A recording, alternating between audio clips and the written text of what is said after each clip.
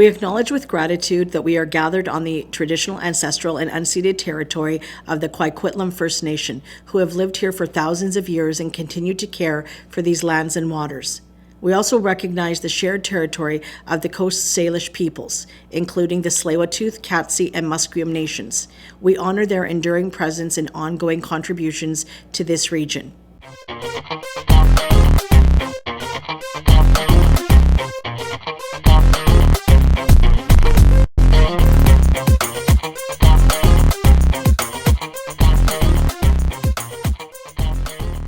Welcome to Faces Tri-Cities interview series. I'm Geneviève Kyle-Lefebvre. And I'm Cathy. Faces Tri-Cities is a co-authored book featuring 50 amazing local women. And today we're sitting with Rowena List. Welcome, Rowena, and welcome. We have beautiful ladies here sitting here, other co-authored. Yes, welcome everyone.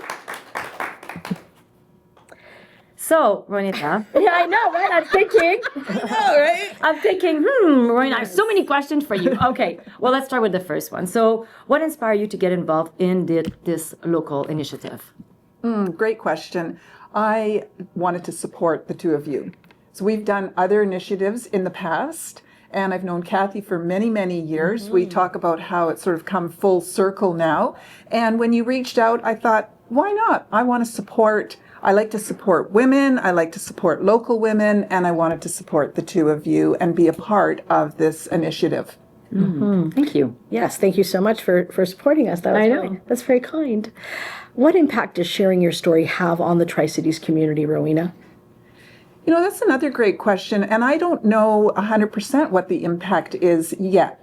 Once we've sold many, many copies and people have read it, then maybe we'll know a little bit more. But for right now, I'm hoping that the impact will be that it'll give other women the opportunity to say, hey, wait a minute, that is a little bit like me in there, or that's a little bit like somebody I know, or maybe she can help somebody, or maybe I can help somebody. So again, about women supporting women and helping one another. Just one moment before you move on. I think, didn't you tell me someone called you and they said, oh, Rowena, I read your story? Yes. Yeah, I remember we were speaking in the past and you're like, and I thought, wow, that's so inspiring. Someone else calling another person and saying they read, whether it resonated or maybe they knew you personally and they wanted to share that with you. I think that in itself is making an impact, one person at a time, right? Yes. No, absolutely. Yeah. Absolutely. So, Rowena, how does being part of a co-author book help makes a difference? Together, we go further. Together we do go further, and I totally believe in women helping other women in collaboration and supporting one another. And it just, it's that support that helps us in our day-to-day, with whether it's our business or, like Angela said, with her family. It's nice to have that community and know that if I was in a situation, whether I needed a mortgage or what I might need, I could look through this book and I would find a woman in here in my area that could support me and I could support them. Yeah, it was. It's also a great Rolodex for people that are, people were talking about their business. Then you can sort of, have a list of different people that are doing, whether it's massage therapist, a mortgage broker, a chiropractor, all of those kinds of things. So we're going to talk about your quote. You chose a quote from Gandhi. I did. Yes. I don't know how I remember this just off the top of my head. I must have read it. Can I show it? Yes, of course. This is beautiful. I want to make sure everybody sees it, right? It's a beautiful picture of you, Rowena. Thank you. My gosh. Live simply so others may simply live. Yeah, it's a deep quote. 50% of the world's population lives on less than $1 a day. And of that 50% of them are women. And yet we have so much abundance where we are in the Tri-Cities and in Canada, that how can we help one another and how can we make a difference by living a little bit more simply and being more philanthropic to help other people that are in such desperate need. Beautiful. Rowena, is there any cause or even organization that you'd like to support? Most definitely. I have a couple. The first, most importantly, is the food bank, because I believe that if people are well nourished, then they're going to be more successful in their day-to-day lives, and they're going to learn better, they're going to be better mothers, better teachers, better parents, better friends, all sorts of things. So totally believe that nobody should go hungry in our city. And I'm also involved on the outskirts now, but with the Seroptimus International of the Tri-Cities. And they have such an amazing organization where they help women in the Tri-Cities that are less fortunate, or maybe that are coming out of an abusive situation. And they need to set up homes for these ladies and for their children. Mm-hmm. And so as a professional organizer, I come across a lot of stuff, lots of stuff.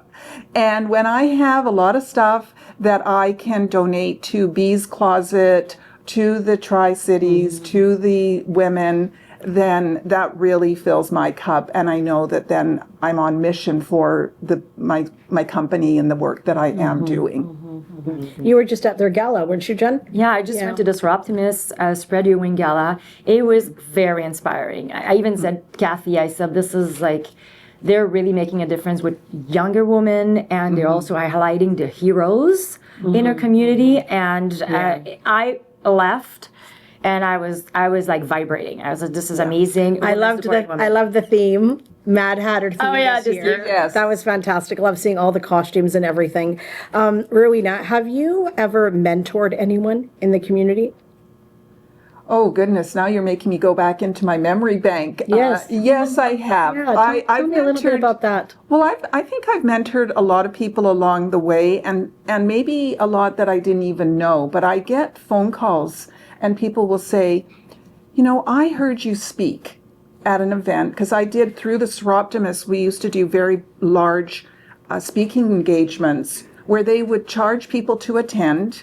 I would speak for free, and all that money that they gathered would go to the Seroptimus. And people would phone and say, I heard you say something at that speaking engagement, and I have carried it with me to this day. You're still sort of sitting on my shoulder or in the back of my head or in my ear.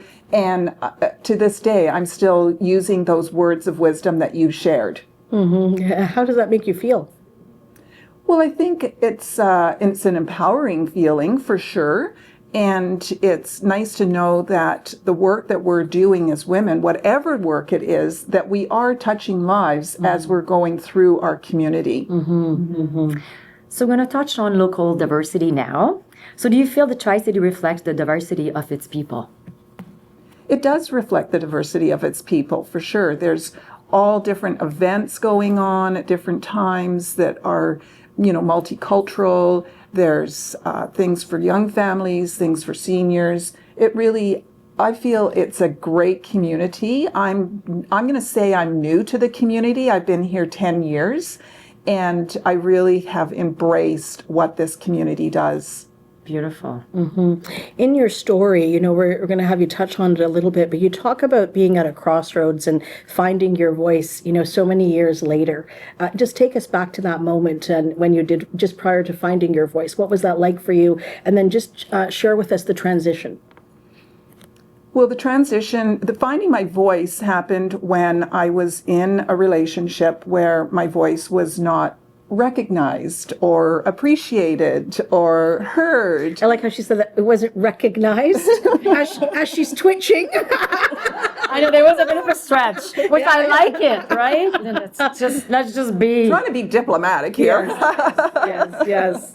Very diplomatic. And so it was time to make a move. And as scaredy cat as I was at that time, I still, took that plunge and made that move. And then with the support of a lot of people in this community, I was able to find my voice and have support from coaches and mentors, other women that had gone before me. And that's the beauty of, you're never, ever alone, and you're never the first one that's done that step of stepping out or making that change, that plunge. There's always other women that have gone before you. How can you empower more women to lead in our community, Rowena? How can I empower more women to lead in our community? I think by continuing to spread my mission of live simply so others may simply live. An interesting thing happened today, and I was at the school, the local school. They were doing a big thrift store or a thrift fundraiser. And so I wanted to stop in and see what they were doing. And it was almost all young ladies at the sale. And the first one, when I walked in, she said, "Have you heard of philanthropic?" And she couldn't say it right. She was twisting on the words, okay. It's about being a philanthropic. And I said, "Oh, tell me." And she goes, "Well, we take a course. And so we're having this thrift sale to raise money so that we can help other people." And I thought, right on. Okay, in the school, they're teaching this now. They have an actual course. That's amazing. And so I shared a little bit about, my quote and about, because there was so many clothes. Oh my gosh, it was unbelievable, the volume of clothes that they were trying to sell. And so we had a nice little chat about that. And I thought, there you go. There's one way of really embracing the community and chatting with the young ladies and, maybe saying something that might change their life. Yeah, you didn't know you were going to have that philanthropic conversation. No. About philanthropy. I know it is a full word. Don't ask me to say that I'm not asking. No. Don't.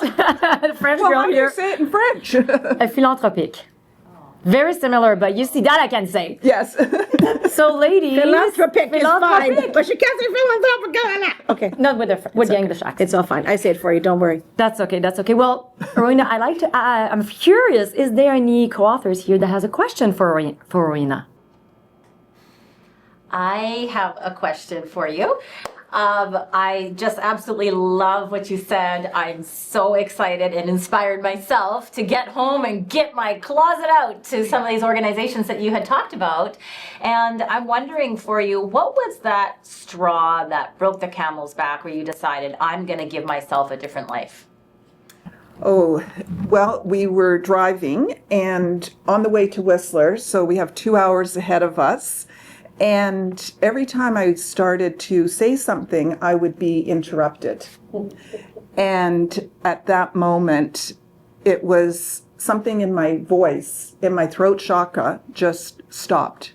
And I had no more voice. Nothing was coming out. It was really a terrifying experience as a professional speaker to all of a sudden not have this voice. And so I thought, okay, I need to make a change. And it was, there's never a good time, but this was over the holidays, just before Christmas, New Year's, and it all came tumbling down on New Year's Eve. Wow. And the rest is history. And courage is not the absence of fear, it's moving through it. So it's so exciting to hear that you found your power on that. That's great. Wow, that's amazing. Thanks for sharing that. Any other question, ladies? So, go ahead. I'm just curious, what actual work do you do? Do you have a job, a company? Yes, I have a company. She's home all day, eats bonbons.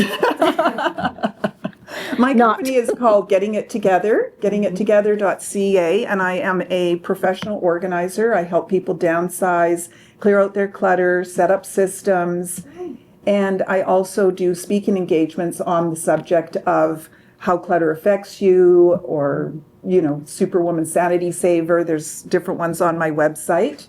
And I also coach people. Ooh, Yeah. excellent. Very interesting. That's amazing. And I love how you've integrated into that you can live simply and then you can pass that along to other organizations where people need a hand up to get to their next step. Yeah. That's so cool. Yeah. Thank you. Thank you. Well, Rowena, back to us. Turn around over here. I'm going to steal her back. Fantastic questions from the audience. Thank you so much. Thank you. Yeah. Did you have one more before we close? Are you sure? Yes? Okay. Yeah. It all okay. Great. Perfect. Good. Anything else that our viewers need to know about you, Rowena? I think they just need to give me a call. And I love to get together and have coffee with people. I don't collect stuff. I collect people. And I like It's great. It's great. It's fun. I like to collect interesting people. I like to meet with people. And I also collect experiences and cash. I'm not opposed to those. But if anybody You in love the to get to audience, know people, getting it done, get to know. That is something definitely that now that when you're speaking, I'm like, yeah, you really just want to sit down and get to know another human, right? yeah, I find people so interesting and fascinating, and I really just like to, rather than go shopping, like, oh my gosh, set my hair on fire, I'm not going shopping. This not be a good friend for us. As we don't shop together at all, right? We don't. Wow. Okay. Well, Well, Rowena. thank you so much, Rowena. That was amazing. Thank you so much for joining us and being part, also with the audience, but talking with us and to get everybody to know you. My pleasure. Thank you. Yay. You're watching Tri-Cities Community TV, and we are talking to the faces of the Tri-Cities in our Faces Tri-City book. You listen to Rowena talk about living a more simpler life and coming out of a serious relationship and finding her voice again. Thanks so much for watching. Until next time, we're Cathy and Geneviève, Tri-Cities Community TV.